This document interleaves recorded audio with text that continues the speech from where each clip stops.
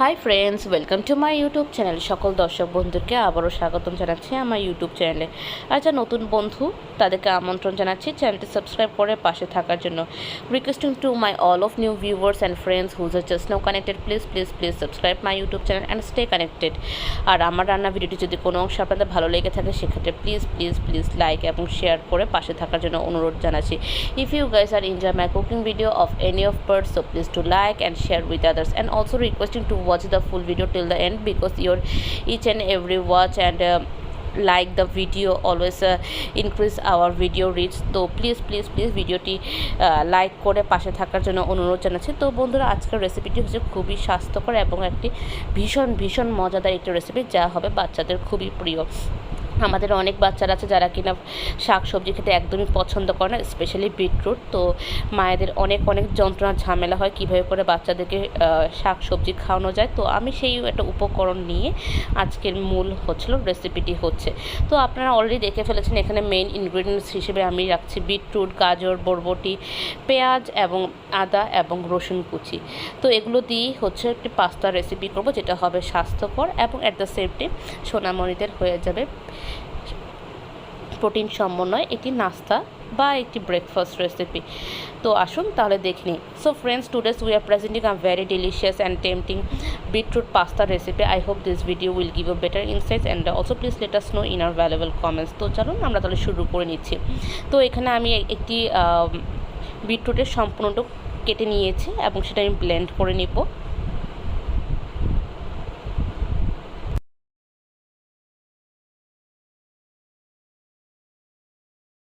তার সাথে মূল উপকরণ হিসেবেই সামান্য লবণ এবং জল দিয়ে দিচ্ছি, দিয়ে একটি ফাইন পেস্ট করে নেব।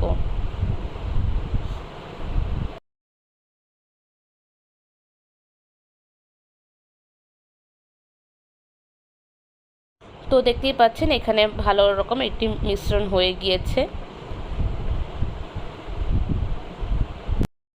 অপরদিকে আমি পাস্তাটি সেদ্ধ করে নেব। এখানে প্রয়োজন মতো জল দিচ্ছি আমার পাস্তার পরিমাণ অনুসারে, আর তার সাথে দিব স্বাদ মতো নুন, আর দিব সামান্য তেল, যাতে পাস্তাগুলো একে অপর সাথে যেন স্টিকি না লেগে থাকে, যাতে বিচ্ছিন্নভাবে থাকে, তার জন্য তেল দেওয়া।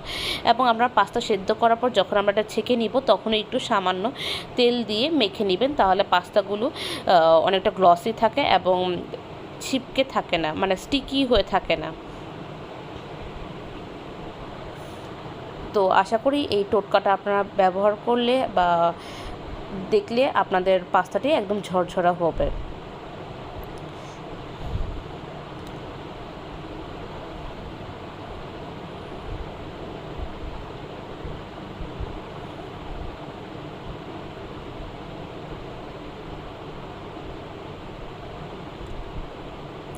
অপরদিকে আমি কড়াই গরম করে তাতে আমি অল্প তেল দিচ্ছি,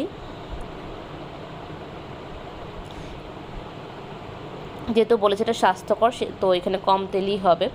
তারপর আমি দিচ্ছি রসুন কুচি। এখানে আমি একটা পুরো রসুনের কুচি করে নিয়েছি, আপনার চাইলে কম বেশি করতে পারেন আপনার টেস্ট অনুসারে। এখানে 1 ইঞ্চি আদার কুচি করে নিয়েছি,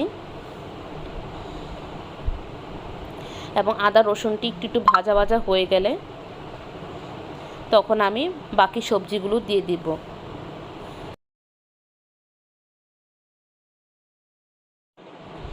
এখন আমি গাজর দিয়ে দিচ্ছি এবং তারপর আমি বরবটিগুলো দিয়ে দিব। আপনারা চাইলে এখানে অন্যরকম সবজিও ব্যবহার করতে পারেন, ক্যাপসিকামও দিতে পারেন, বা যা আপনাদের কাছে অ্যাভেলেবেল আছে সেটাও ব্যবহার করতে পারেন। আমি এখানে আপাতত গাজর এবং বরবটি দিচ্ছি।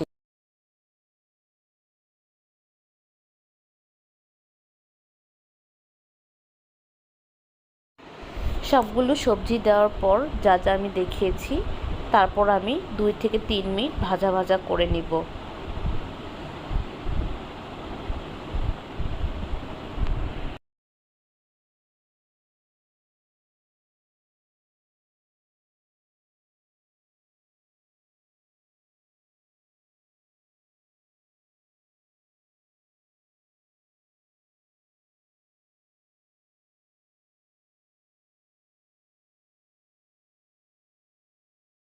এভাবে করে যখন ভাজা হচ্ছিল তখন তার মধ্যে আমি স্বাদ মতো লবণ দিয়ে দিচ্ছি।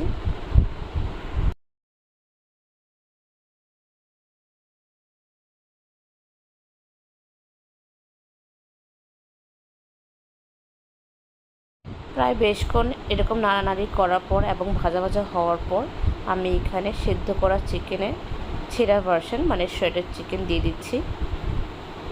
দিয়ে আরও কিছুক্ষণ ভাজা ভাজা করে নেব যাতে চিকেনগুলো ভাজা ভাজা হয়ে যায়।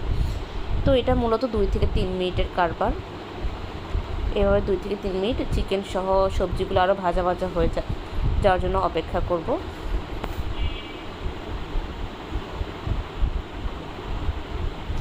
এরপর এখানে দিয়ে দেবো বিটরুটের পেস্ট।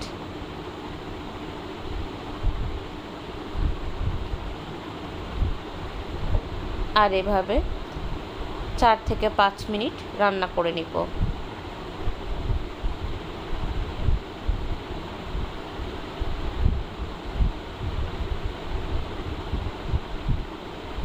তো এখন আমরা দেখতে পাচ্ছি এখানে সব সবজিগুলোই প্রায় সেদ্ধ হয়ে গিয়েছে এবং পেস্টটা অনেকটা স্টিকি হয়ে গিয়েছে। তো এখানে আমি পাস্তার মশলাটি দিয়ে দিব, বা আপনারা চাইলে ম্যাগি মশলা দিতে পারেন বা ঘরে বানানো কোনো মশলাও রাখতে পারেন। বাট এটা ইজির জন্য আমি বাচ্চাদের টেস্টটা ভালো লাগবে তাই আমি এখানে পাস্তা বা ম্যাগি মশলা দিয়ে দিয়েছি।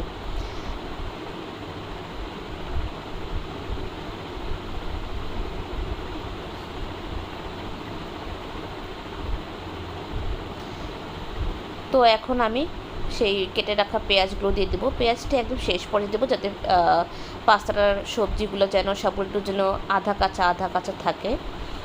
একেবারে সেদ্ধ কোনোটাই হবে না, না গাজর হবে, না বরবটি হবে, না পেঁয়াজটা হবে। তো আমি কিন্তু সবজিগুলো যাতে 50% সেদ্ধ হয়েছে তারপরেই কিন্তু আমি বিটরুটের পেস্টটি অ্যাড করেছি। তারপরেও কিন্তু আমি 2 থেকে 3 মিনিটের মতো রান্না করেছিলাম। মানে সব মিলিয়ে 4 থেকে 5 মিনিট আমি সেটা বলতে পারি। আর পেঁয়াজটা একদমই শেষে দেওয়া হবে যাতে পেঁয়াজটা কাঁচা থাকে এবং খেতেও খুব ভালো লাগে এই অবস্থায়। এখন এখানে আমি সেদ্ধ করে রাখা পাস্তাগুলো দিয়ে দিব, দিয়ে আমি ভালো করে কম্বাইন করে নেব।